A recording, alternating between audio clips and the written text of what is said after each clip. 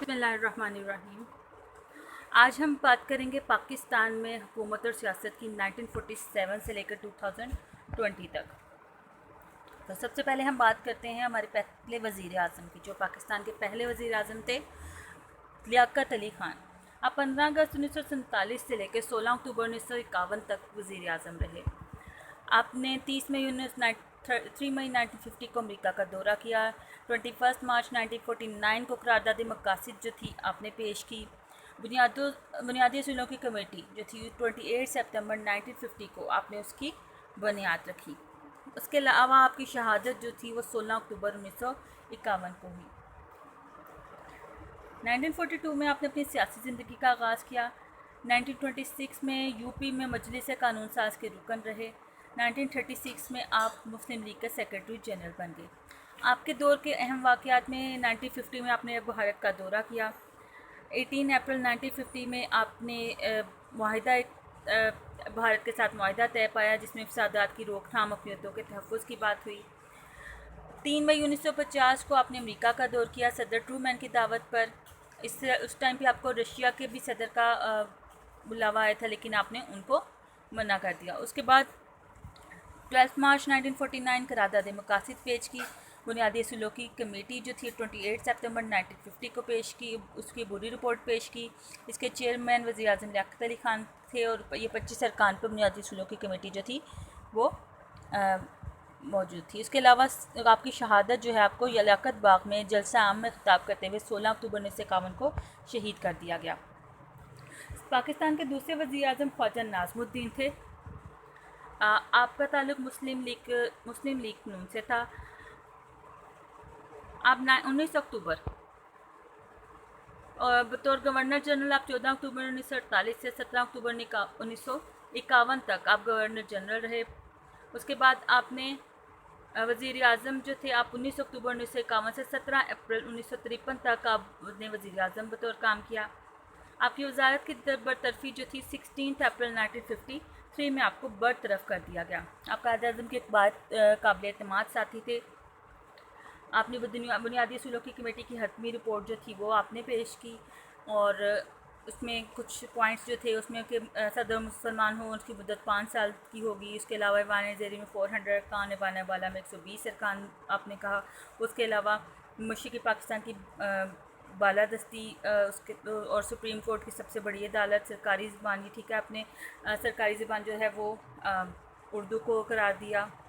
तो आपके दौर के अहम वाक़यात में माशी बहरान है, ग़ज़ाई बहरान, तहरीक ख़त्म नबूवत थी। ग़ज़ाई बहरान 1952 में हुआ, कहत पड़ा और स्मगलिंग की वजह से, और उसके अलावा आपके दौर हुकूमत में लसानी फसादात भी मशरक़ी पाकिस्तान में हुए। इसके बाद मोहम्मद अली बोगरा जो है पाकिस्तान के तीसरे वज़ीर आज़म बने। आप मोहम्मद अली बोगरा जो हैं उन्होंने मोहम्मद बोगरा फार्मूला पेश किया। इसके अहम नुकात जो थे वो काफ़ी इंपॉर्टेंट है, वो आपको ज़्यादा शॉर्ट क्वेश्चन भी आ सकता है। आप उसके अलावा गवर्नर जनरल जो थे ग़ुलाम मोहम्मद, उन्होंने दस्तूर साज़ असम्बली का ख़ात्मा कर दिया 24 अक्टूबर 1954 को। और आपके दौर के अहम वाक़यात में ग़ज़ाई बहरान का ख़ात्मा है, सीटों का रुकन पाकिस्तान को बनाना है जो कि 1954 में हुआ। उसके अलावा मशरक़ी पाकिस्तान में इंतखाबात आपने करवाए। सूबाई असम्बली के मार्च 1954 में इंतखाबात हुए। आपने प्रोडा का जो कानून था वो उसके तहत, प्रोडा कानून जो है ये भी शॉर्ट क्वेश्चन में आ सकता है, जनवरी 1949 में यह कानून बना। इसका मकसद था वज़ीर आज़म किसी भी सियासतदान और अफसर के ख़िलाफ़ कार्रवाई, तो आपने 1954 में इस कानून का भी खात्मा कर दिया। गवर्नर जनरल ग़ुलाम मोहम्मद ने 24 अक्टूबर 1954 को दस्तूर साज़ असम्बली का खात्मा कर दिया। नई काबीना बना ली गई। सेक्रेटरी दिफा सिकंदर मिर्ज़ा बने और बरी फ़ौज के जनरल अयूब खान जो थे उन्हें वज़ीर दिफा बना दिया गया। आपने दूसरी दस्तूर साज़ असम्बली जो है उसमें 23 जून 1955 को इसका इंतखाब किया गया।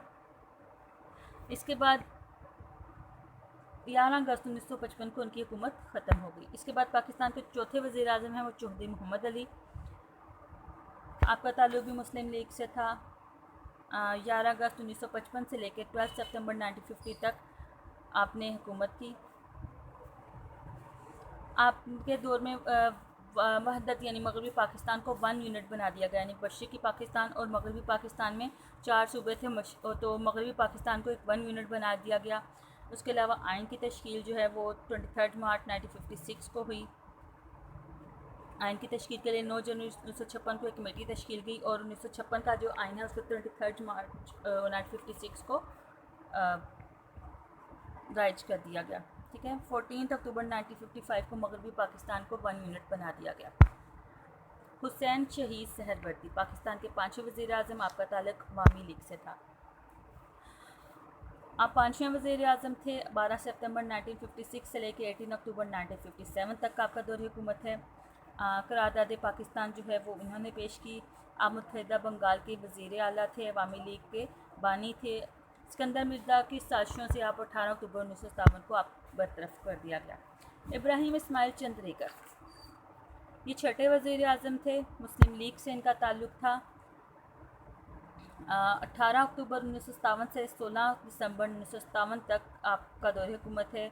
कुछ 2 महीने तकरीबन आपने हुकूमत की। आप सरहद और पंजाब के गवर्नर थे, मुस्लिम लीग के वज़ीर तजारत थे। अफ़गानिस्तान में बतौर सफ़ीर भी आपने काम किया। आपका दौर हुकूमत सिर्फ 59 डेज़ का था। इसके बाद आ जाते हैं 7वें वज़ीर आज़म फ़िरोज़ ख़ान नून, आपका ताल्लुक़ रिपब्लिकन पार्टी से था।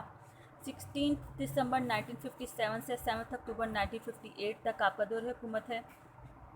आपके दौर में गवादर का इल्हाक जो है आपने वो पाकिस्तान से कर दिया गया। आपने गवादर जो है 14 लाख पाउंड में ख़रीद लिया 8 सितंबर 1958 को और इसका पाकिस्तान से इल्हाक किया। आम इंतखाबात का बिल जो है वो 1958 में आपने पास कराया और इंतखाबात हुए अयूब खान का मार्शल लॉ। इसके बाद आप अयूब खान ने 1958 में 7 अक्टूबर 1958 को मार्शल लॉ लगा दिया गया और 27 अक्टूबर को सिकंदर मिर्ज़ा जो थे उसको भी अयूब खान ने बरतरफ कर दिया।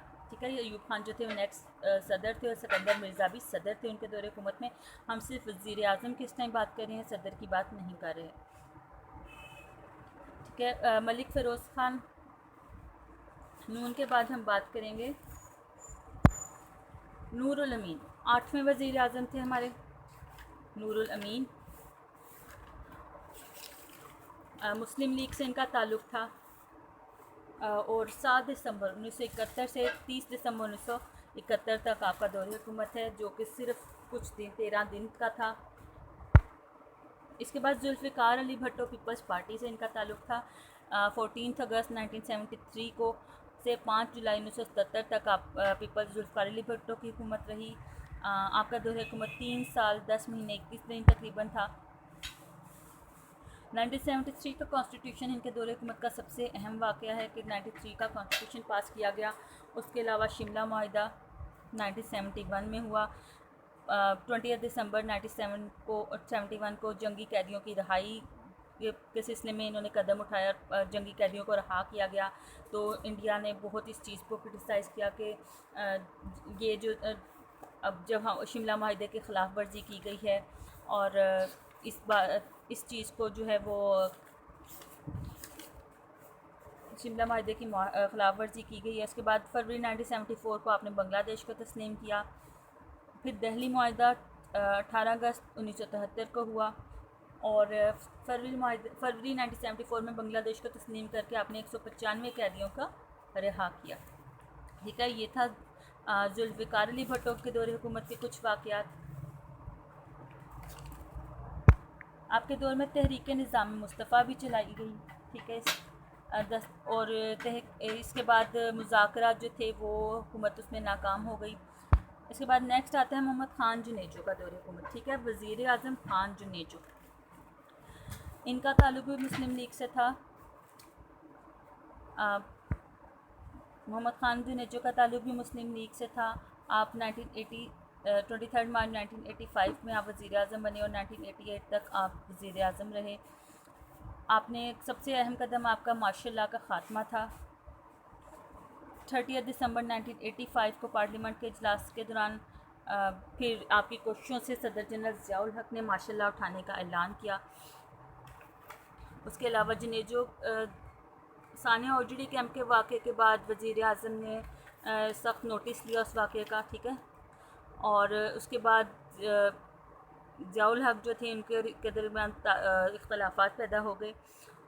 मोहम्मद खान जुनेजो के कोरिया के दौरे से वापसी पर 29 मई 1988 की शाम इस्लामाबाद से जब एयरपोर्ट उतरे तो ज़ियाउल हक ने अगले दिन चीन के दौरे पर रवाना होना था, तो उन्होंने जुनेजो व ज़ियारत की को बरतरफ कर दिया और कौमी असम्बलियों को तोड़ दिया। मोहम्मद खान जुनेजो के बाद जो है सिविल दौर हुकूमत शुरू हुआ बेनज़ीर भुट्टो का, पीपल्स पार्टी का, ठीक है। उससे पहले जो था वो ये सिविल दौर हुकूमत है। अब बेनज़ीर भुट्टो का दौर हुकूमत। बेनज़ीर भुट्टो जो है पीपल्स पार्टी से ताल्लुक़ रखती थी। बेनज़ीर भुट्टो पीपल्स पार्टी से ताल्लुक़ रखती थी और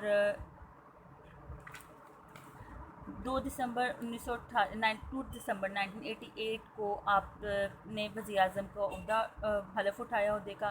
ग़ुलाम इसहाक़ खान जो थे आप के दौर हुकूमत में 12 दिसंबर 1988 को सदर बने। 12 दिसंबर 1988 सदर ग़ुलाम इसहाक़ खान जो है वो सदर बने। उसके बाद 1990 फिर आपके और सदर के दरमियान कुछ इख्तिलाफ़ात हुए। सदर ने 6 अगस्त 1990 को असम्बली तोड़ दी और करप्शन के इल्ज़ाम लगा के बेनज़ीर भुट्टो की हुकूमत का ख़ात्मा कर दिया गया। बेनज़ीर हुकूमत जो है वो 1 साल 3 महीने और 4 दिन तकरीबन इनकी हुकूमत रही। इसके बाद नेक्स्ट मियां नवाज शरीफ, इनका ताल्लुक़ उस टाइम इस्लामी जमहूरियत इत्तेहाद से था। 6 नवंबर 1990 को आपने वज़ीर आज़म का ओहदा संभाला। 18 अप्रैल 1993 को सदर ग़ुलाम इसहाक़ खान ने ही आपको करप्शन के इल्ज़ाम लगाकर आपकी असम्बली तोड़ दी और वज़ारत को बरतरफ कर दिया गया। 13वीं वज़ीर आज़म फिर बेनज़ीर भुट्टो, उनका दूसरा दौर हुकूमत है। पीपल्स पार्टी से आपका ताल्लुक़ था। 19 अक्टूबर 1993 को आप वज़ीर आज़म बनी। 15 नवंबर 1996 तक आपका दौर हुकूमत रहा। ये 3 साल और 17 दिन का आपका ये दूसरा दौर हुकूमत था। इसके बाद मियां नवाज शरीफ जो हैं 17 फरवरी 1997 को आप वज़ीर आज़म बने। आपका दौर हुकूमत 12 अक्टूबर 1999 तक रहा। इसके बाद 1999 तक रहा। उसके बाद परवेज़ मुशर्रफ जो थे उन्होंने मार्शल लॉ लगाया, वो सदर बने थे, ठीक है। उसके बाद उन्होंने मार्शल लॉ लगा दिया। तो उसके बाद 15th वज़ीर आज़म जो थे वो मीर ज़फ़रुल्लाह ख़ान जमाली थे। मुस्लिम लीग कायद आज़म से उनका ताल्लुक़ था। परवेज़ मुशर्रफ ने ही उनको चूज़ किया था। 21 नवंबर 2002 से 26 जून 2004 तक आपका दौर हुकूमत है। 16th हैं चौधरी शुजात हुसैन, आपका ताल्लुक़ मुस्लिम लीग काफ से था। 24 जून 2004 से 28 अगस्त 2014 तक आपका दौर हुकूमत रहा और सिर्फ 2 महीने तक आपने 2004 तक 2 महीने तक आपने हुकूमत की, ठीक है। ये 2014 लिखा हुआ है, यहाँ से 2004 है। इसके बाद चौधरी शुजात हुसैन के बाद हैं शौकत अज़ीज़। शौकत अज़ीज़ का ताल्लुक़ मुस्लिम लीग काफ से था। 28 अगस्त 2004 से 15 नवंबर 2007 तक 3 साल 2 महीने तक के लिए आप वज़ीर आज़म मुंतखब हुए। फिर 2007 इसके बाद आम इंतखाबात होने थे। उसमें 18 फरवरी 2008 के जो इंतखाबात थे वो कैंसिल कर दिए गए बेनज़ीर भुट्टो की शहादत की वजह से। 27 दिसंबर 2007 में बेनज़ीर भुट्टो की शहादत हुई। उसके बाद इंतखाबात जो थे वो डिले किए गए। तो यूसुफ रज़ा गिलानी जो थे, आसिफ ज़रदारी जो थे वो सदर बने और यूसुफ रज़ा गिलानी जो है पीपल्स पार्टी के, उनको वज़ीर आज़म मुंतखब किया गया। आपका दौर हुकूमत 25 मार्च 2008 से 19 जून 2012 तक था। राजा परवेज़ अशरफ का ताल्लुक़ भी पीपल्स पार्टी से था। 22 जून 2012 से 25 मार्च 2013 तक आपने हुकूमत की। 20th वज़ीर आज़म मियां नवाज शरीफ, तीसरा दौर हुकूमत है इनका। 5 जून 2013 से 28 जुलाई 2017 तक आपने हुकूमत की। आपका दौर हुकूमत 4 साल 1 माह और 23 दिन था। उसके बाद शाहिद खाकान अब्बासी जो हैं मुस्लिम लीग नवाज से उनका ताल्लुक़ था। आप 1 अगस्त 2017 से 31 मई 2018 तक 8 महीने के लिए वज़ीर आज़म मुंतखब हुए। उसके बाद आम इंतखाबात हुए जिसमें इमरान खान तहरीक इंसाफ के 18 अगस्त 2018 को वज़ीर आज़म बने और अब तक इमरान खान वज़ीर आज़म हैं, ठीक है।